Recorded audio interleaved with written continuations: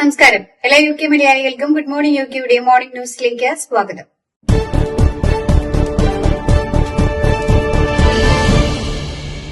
Afghanistan യുദ്ധകാലത്ത് NATO സഖ്യ രാജ്യങ്ങളിലെ സൈനികർ മുൻനിരയിൽ നിന്ന് പോരാടിയില്ലെന്ന അമേരിക്കൻ പ്രസിഡന്റ് ഡൊണാൾഡ് ട്രംപിന്റെ പരാമർശം ബ്രിട്ടനിൽ വലിയ വിവാദങ്ങൾക്ക് കാരണമാകുന്നു. സഖ്യകക്ഷികളായ ബ്രിട്ടൻ ഉൾപ്പെടെയുള്ള രാജ്യങ്ങളിലെ സൈനികർ സുരക്ഷിതമായ മേഖലകളിൽ മാത്രമാണ് നിലയുറപ്പിച്ചതെന്നായിരുന്നു ട്രംപിന്റെ ആരോപണം. അഫ്ഗാൻ യുദ്ധത്തിൽ ജീവൻ നഷ്ടപ്പെട്ട 457 ബ്രിട്ടീഷ് സൈനികർക്കുള്ള കടുത്ത അപമാനമാണ് ട്രംപിന്റെ പരാമർശമെന്ന് ലേബർ MP എമിലി തോൺബ്രി പ്രതികരിച്ചു. സൈനികരുടെ ത്യാഗത്തെ ചോദ്യം ചെയ്യാൻ ട്രംപിന് എന്ത് അവകാശമാണുള്ളതെന്ന് ലിബറൽ ഡെമോക്രാറ്റ് നേതാവ് എഡ് ഡേവി ചോദിച്ചു. നൂറുകണക്കിന് സൈനികരുടെ ജീവൻ നഷ്ടപ്പെട്ട യുദ്ധത്തെക്കുറിച്ച് ഇത്തരം പരാമർശങ്ങൾ നടത്തുന്നത് ശരിയല്ലെന്ന് സഖ്യകക്ഷികൾ പ്രതികരിച്ചു. ബ്രിട്ടീഷ് സൈനികർ ഏറ്റവും അപകടകരമായ ഹെൽമറ്റ് പ്രവിശ്യയിലാണ് പോരാടിയതെന്ന് മുൻ സൈനിക മേധാവികൾ ഓർമ്മിപ്പിച്ചു. 2001 9/11 ഭീകരാക്രമണങ്ങൾക്ക് ശേഷം നാറ്റോയുടെ കൂട്ടസഖ്യം വ്യവസ്ഥ പ്രാബല്യത്തിൽ വന്നതോടെയാണ് UK ഉൾപ്പെടെയുള്ള രാജ്യങ്ങൾ അമേരിക്കയോടൊപ്പം അഫ്ഗാനിസ്ഥാനിലേക്ക് സൈന്യത്തെ അയച്ചത്. മുൻ ലേബർ മന്ത്രി ആൻഡ്രൂ ഗിൻ MP സ്ഥാനം ഒഴിയുന്നതായി പ്രഖ്യാപിച്ചു. തനിക്ക് ഗുരുതരമായ ആരോഗ്യ പ്രശ്നങ്ങൾ നേരിടേണ്ടി വന്നതായും MP ആയി വീണ്ടും ജോലി ആരംഭിക്കുന്നത് സുരക്ഷിതമല്ലെന്ന ഉപദേശം തന്റെ ഡോക്ടർ നൽകിയതായും ഗ്വിൻ പ്രസ്താവനയിലൂടെ വ്യക്തമാക്കി. ഗ്വിന്റെ രാജി ആൻഡി ബെൻഹാമിനെ ഹൌസ് ഓഫ് കോമൺസിലേക്ക് മടങ്ങുവാനും പ്രധാനമന്ത്രി KR സ്റ്റാമറിനെതിരെ ലേബർ നേതൃത്വത്തിന് വെല്ലുവിളി ഉയർത്തുവാനും വഴിയൊരുക്കുമെന്നാണ് രാഷ്ട്രീയ നിരീക്ഷകരുടെ വിലയിരുത്തൽ. എന്നാൽ താൻ ഇപ്പോൾ മേയർ എന്ന നിലയിലെ ഉത്തരവാദിത്തങ്ങളിലേറെ ശ്രദ്ധ കേന്ദ്രീകരിച്ചിരിക്കുകയാണെന്ന് ബെൻഹാം ഇതിനോട് പ്രതികരിച്ചു. ഗോർഡൻ ആൻഡ് ഡെന്റൺ മണ്ഡലത്തിൽ നിന്ന് ഗ്വീൻ പിന്മാറുന്നതോടെ അവിടെ ഉപതെരഞ്ഞെടുപ്പ് നിർബന്ധിതമാകും. കഴിഞ്ഞ പൊതു തെരഞ്ഞെടുപ്പിൽ 13,000 വോട്ടുകളുടെ ഭൂരിപക്ഷത്തിലാണ് ലേബർ പാർട്ടി ഈ സീറ്റ് നേടിയത്. ഇംഗ്ലണ്ടിലുടനീളം നൂറുകണക്കിന് അനധികൃത മാലിന്യ നിക്ഷേപ കേന്ദ്രങ്ങൾ പ്രവർത്തിക്കുന്നുണ്ടെന്ന് BBCയുടെ അന്വേഷണ റിപ്പോർട്ട്.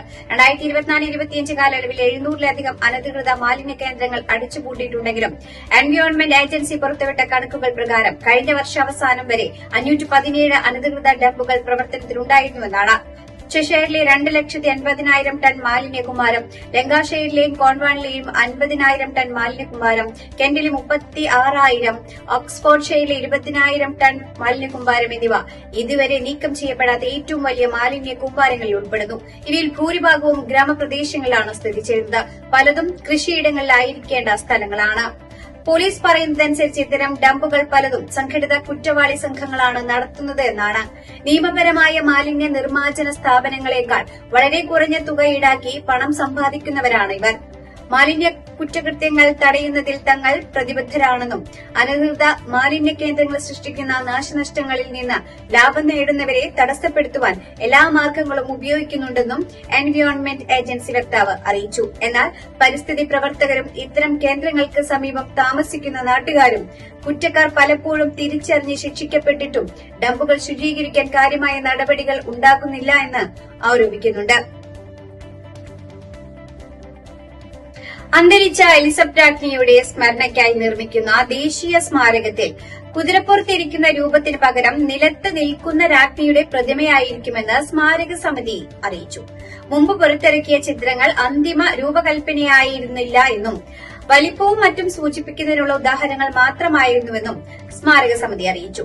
3 പ്രതിമകളും പാലത്തിനായുള്ള ടിയാറാകൃതിയിലുള്ള ഗ്ലാസ് ബാലുസ്ട്രേഡും ഉൾപ്പെടുന്ന സ്മാരകം സെൻട്രൽ ലണ്ടനിലെ ബക്കിംഗ്ഹാം കൊട്ടാരത്തിന് സമീപമുള്ള സെന്റ് ജെയിംസ് പാർക്കിലാണ് നിർമ്മിക്കുന്നത്. രണ്ടാമത്തെ ചെറിയ ശില്പത്തിന്റെ ഡിസൈനർ കാരൻ ന്യൂമാൻ ആണെന്നും സമിതി പ്രഖ്യാപിച്ചിട്ടുണ്ട്. പദ്ധതികളുടെ പുരോഗതി സംബന്ധിച്ച് ചാൾസ് രാജാവിനെ അറിയിച്ചിട്ടുണ്ടെന്നും അന്തിമ രൂപകൽപ്പന 2026 ഏപ്രിലിൽ അന്തരിച്ച രാജ്ഞിയുടെ ജന്മശതാബ്ദിയോടനുബന്ധിച്ച് പൊതുജനങ്ങൾക്ക് മുന്നിൽ അവതരിപ്പിക്കുമെന്നും അധികൃതർ അറിയിച്ചു.